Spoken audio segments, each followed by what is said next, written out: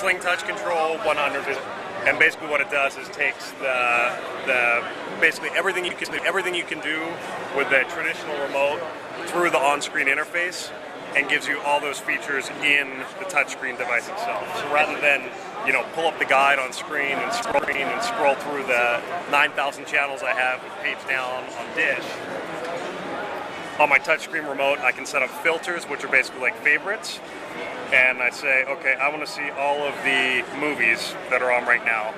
And so you see the content on the screen, like as a guide. Yeah, exactly. And this is only going to be supported through the cable provider, correct? Right. It's an OEM product, and so we sell it to TV service providers. There's an integration that has to be done onto the set-top box. We have to write software that runs on the set-top box. Have you announced any partnerships yet for cable providers? No, nothing announced yet. Nothing announced yet. So right now we're looking at all the movies on now. We can say, okay, turn HD on. I only want to see high-def movies. Just connect over Wi-Fi?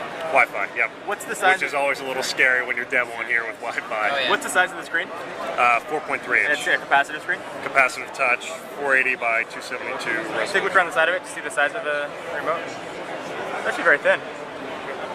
It's got a nice big battery in there too. We're shooting for about 10 hours of active use battery life. What's the size of the battery? I want to say 1700 milliamp. And it just has a dock connector.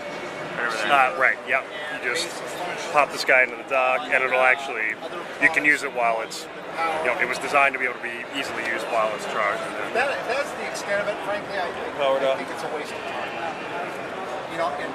So this was a first look at the Sling touch control. Anything else that you think? Yeah, so one of the other key features of the product is not only can you control your DVR, it's also a full universal IR remote. So I can program the hard buttons to control my TV volume and mute. Also, if I had a Sony Blu-ray player on my rack, for example, I can control the Sony Blu-ray player. So I'm in my living room, I say, all right, well now I want to use my Sony Blu-ray player. Pops up an on-screen version of